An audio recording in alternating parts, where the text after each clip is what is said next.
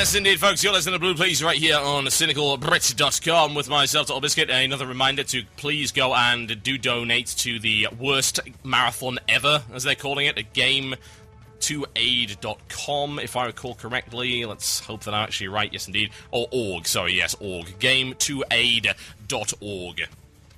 Please do that. They have another 20-odd hours to go. Oh, God, they're playing Big Rigs Over the Road Racing. Oh, no, no, no. Why would you do something like this? Oh, please go donate to end their torment. I can't. I can't see it. It's too bad. I can't, under any circumstances, let somebody really do that. Oh, no. Oh, no. Oh, it's terrible. Seriously, if you don't believe me, you can go watch it muted while you're listening to this show. It's horrendous. Bad, bad, bad. Okay. So, speaking of bad, bad, bad, I would like to point out that some people would absolutely adore to be just like you. And you might feel that that is flattery. Yes. Imitation is the sincerest form of flattery, so I'm told. I simply find it irritating. It's annoying. It's not flattery at all. It's a lack of originality on the part of the person in question. In the case of the mysterious Amani Warbear, it comes down to the fact that a lot of people have complained on the forums. As you might imagine, that's where all the dumb complaints tend to reside and accumulate. It's like sediment at the bottom of a bottle. It tends to float to the bottom. Yes. They want their Amani Warbears, folks. They do. They demand their Amani Warbears, because you know what? They pay $15 a month, so it is their God-given right to have an Amani Warbear. No question. Can't be the case that they cannot get an Amani Warbear, because they want an Amani Warbear. That's the thing you don't seem to understand, guys. Blizz, you don't seem to get it. They want an Amani Warbear. No, really, seriously, do you not understand? They want an Amani Warbear. What do you mean that doesn't mean anything? It's my $15 a month, damn it! I want my Amani Warbear. Well, you can't have it. Unfortunately, it looks like Blizzard is getting ready to cave into it once again. A Blue Forum response by Zahim indicated that who knows what might happen to the lost treasures of Zolaban, at which point my face met my palm. It sounded something like this. Oh, that hurt. But the pain is good pain, folks, indeed. It is good pain. It helps wash away the sins of people on the WoW forums. I have to take a shower every time I go there, folks. I feel dirty, intellectually filthy by going anywhere near that cesspit. Oh, God. So bad. I may absorb the stupid via osmosis. It's a possibility. So, what's wrong with them having an Amani Warbear?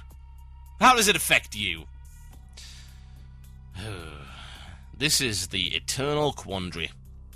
It's the thing that people don't seem to understand.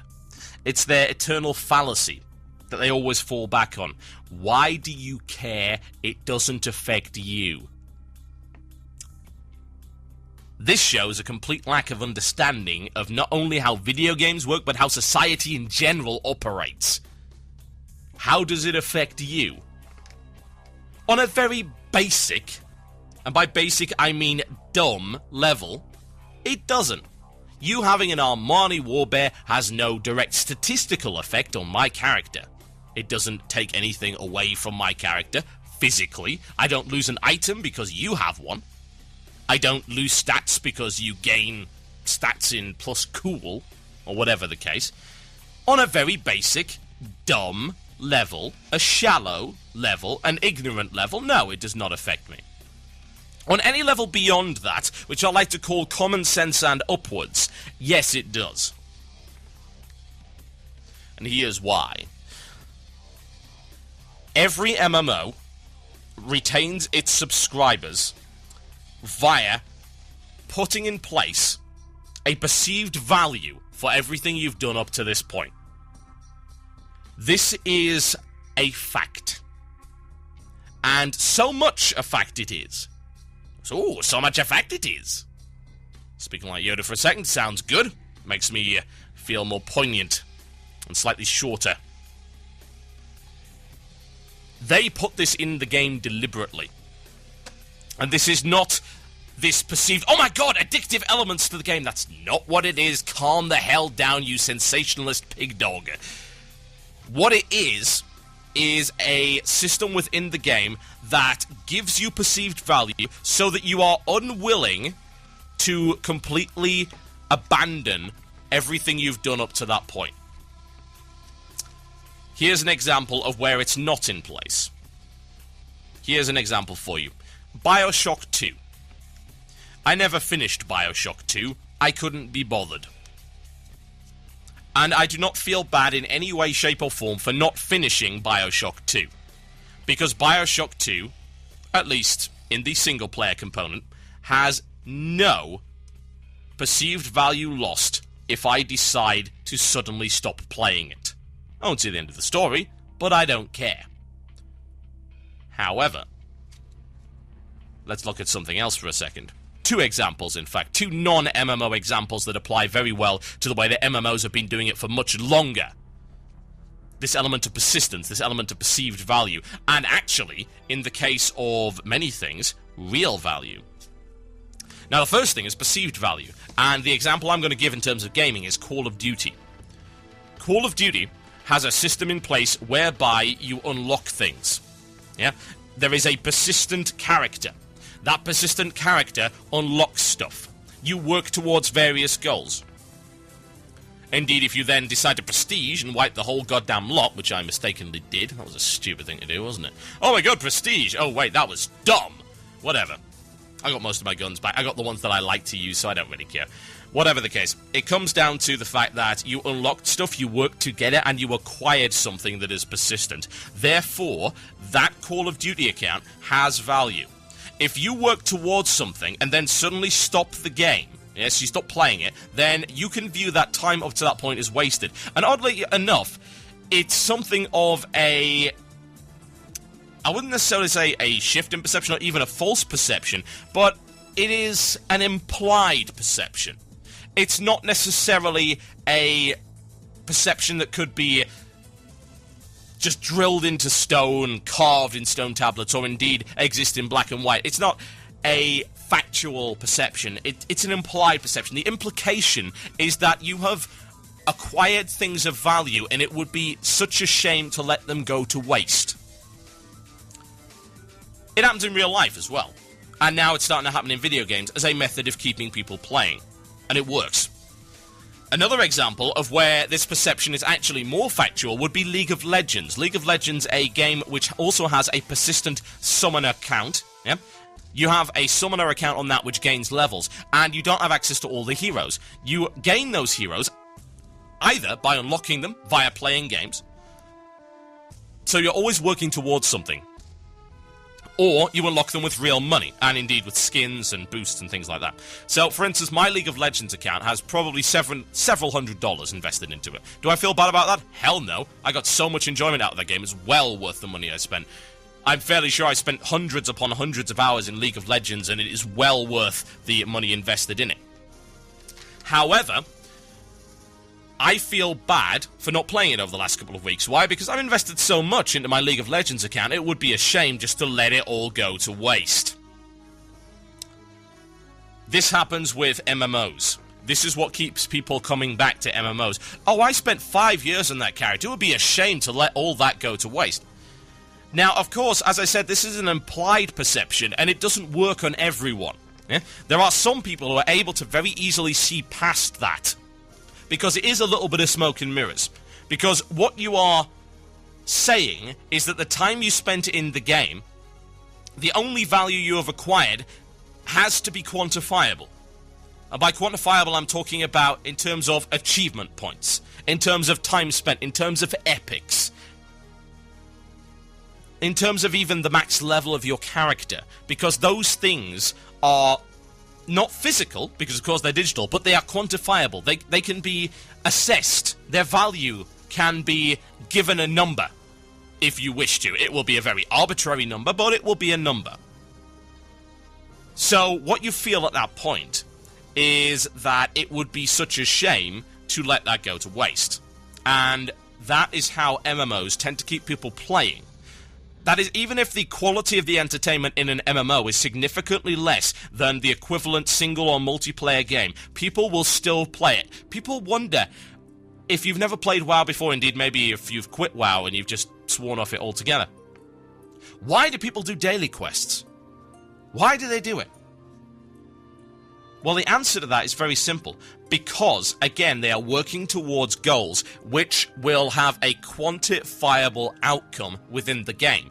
And they also feel that, and this sounds really crazy, they feel their character actually deserves the work put into it. I know, that's dumb because it's not real. But I think it is actually an element of the psychological aspect of the way that this MMO, and indeed every MMO, really is designed. And an increasing number of other multiplayer games. It's like, my character's been through a lot with me. We've gone through Molten Core and discovered the boring things within. We've gone through Blackwing Lair, we've gone through bugs, we've gone through bosses, we've gone through other players, we've gone through content, we've gone through entire continents, we've gone to different worlds, we've gone through the world itself being split in two and incinerated by a giant, really pissed off dragon. So you know what? We've been through so much, it's okay to do these daily quests. I know it's not all that enjoyable, but I've invested into this character, and this character deserves to continue to advance. Now, you might ask, what has this got to do with Amani Warbear's Total Biscuit? Have you gone completely out of your mind? Have you gone off track? Have you lost the plot?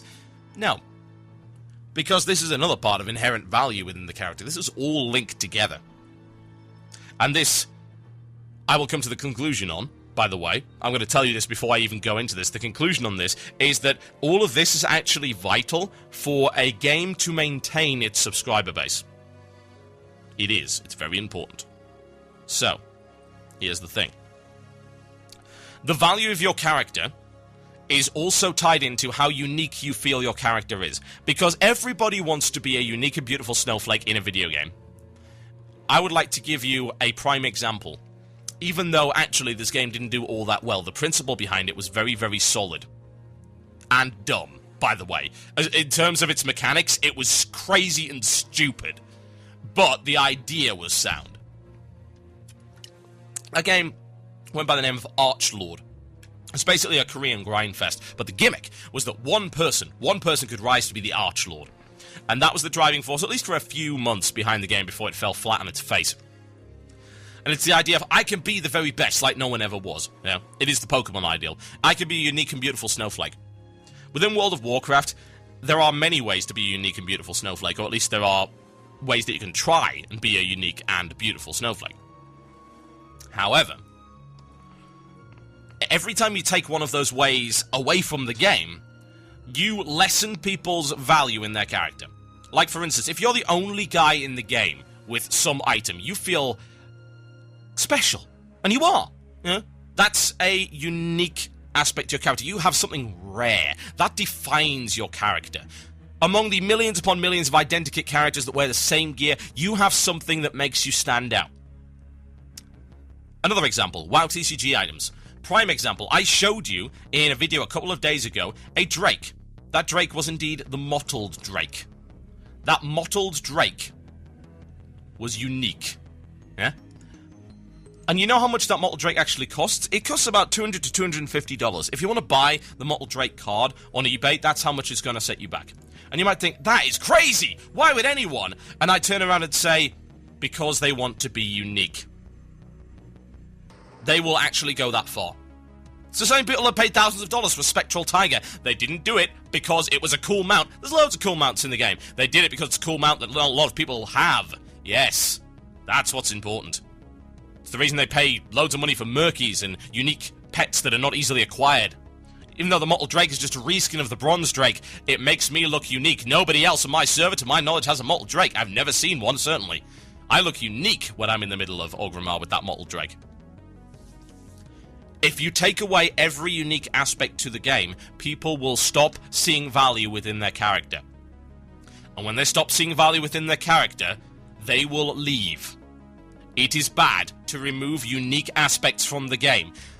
I don't care if you can't get a Murky anymore. I don't care if you can't get a freaking Corrupted Ashbringer anymore. I don't care if you can't get a Amani Warbear anymore. Because other people have, and they earned it at the time, and they deserve to have it. I can't get any of that stuff either. Do you think I care? No.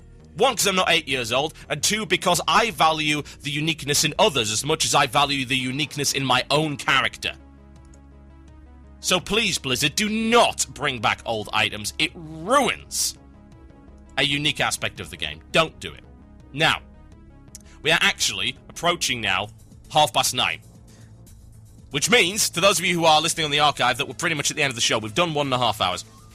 So, we're not going to have the illusion of choice today, but I will do some shout-outs, simply because a lot of these segments actually ran on longer than I wanted them to, but I think that it was required in order to properly cover them.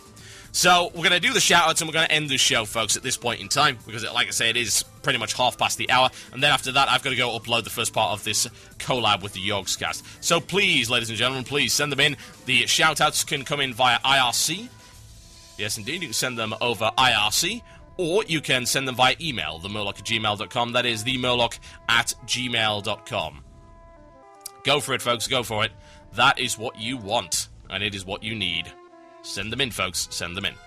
A shout-out to Ralph for not going crazy, fixing buggy bot code. Yes, indeed, our bot went a little bit crazy. It was a bit of a Skynet thing going on. It was banning people left, right, and center. That's been sorted out. A shout-out to Lil Rex for his birthday. He has turned 25 this Sunday, so not so Lil Rex anymore by the looks of it. Big shout-out to him for that. Congratulations for your birthday. And also to have to start his finals exams on Monday. That blows. Wow. A shout out to Marvel vs. Capcom 3 for creating a fun game. Yes, I have it right here. I played a little bit of it. I actually can't understand how to switch my characters out anymore. They've changed the system. I used to play Marvel vs. Capcom 2 all the time. Now I don't even know. So I'm going to have to look at the manual to find out how you switch your characters out. I do the assists, but not the actual switch out. Can I get a shout out to the Lemon Pledge rating division in Trollface. Currently 8 out of 12 in normal modes and 10. And a special welcome to our new Priest Fears. I'd like to also give a shout out to one of our other raiding divisions who is now on, I believe, 2 out of 12 heroic raid. So yeah, that's pretty damn good. Anyone said the troll face would get nowhere? You suck. A shout out to the Hungering Cold on Defiance Brotherhood EU for being one of the best 3-day guilds. World with 5 hard modes down. Nice one. And enforcing the RP rules of the realm. That's from Yukila. And a shout out to the League of Awesomeness for planning down the raids of Cataclysm. That's from Rigged. And a shout out to Footman for the awesome pictures. Yes, indeed. Go to the Cynical Brett forums to see that. About the awesome pug, Golden God. A shout out to you and all the things that you set the WoW players and Wrath Baby straight at Addon the Misfits. Okay. Cool, I appreciate the sentiment. That's from Challenge. A shout out to all Australians crazy enough to wake up at 6 a.m. on a Saturday morning to listen to this show. A shout out to I Love I King, because I love I King. You got fanboys or girls or sheep, I don't know, I King. A shout out to Sunborn Legacy for all the crap we've got through and survived through. That's from Arielon. And a shout out to Sweden. It's minus 22.4 degrees centigrade in the place that I'm going in a month. Oh god. A shout out to next week at Bulletstorm and Assassin's Creed 2 Brotherhood for the PC. Yeah. I've got Brotherhood for the 360, I'm okay with it. Yeah, it doesn't benefit me playing it on a PC, so I just bought it on console. A shout out to Impetuous Guild on Homer Rush EU. Congratulations on the recent Nefarian 10-man kill. Oh yes, well actually it's 3 out of 12 heroics now, by the way. Haha, yes indeed. A shout out to Dungeon Overlord for... where's... God... Yeah.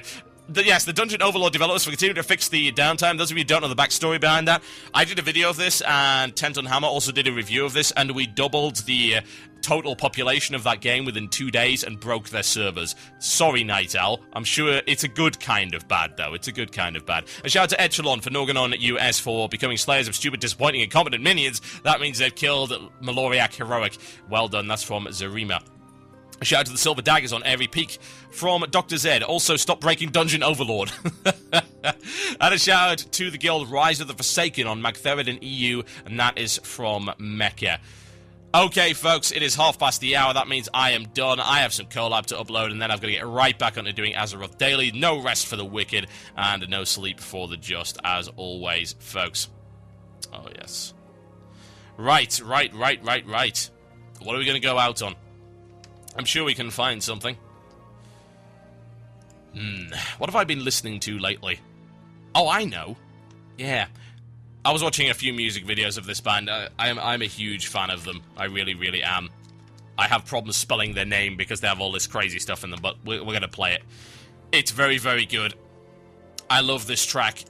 It is fantastic. It is by a band called The Lubricated. It's called Calling the Rain. Thank you ever so much for watching, folks, and indeed listening, since it's more likely to be happening on an audio-based show. I will possibly be back next week with a Vendor Strike collab show. We will see. Just keep an eye on the Facebook, the website, the Twitter, and the YouTube, and you will find out exactly what's going on. Thanks a lot, guys. I'm out of here. Good night.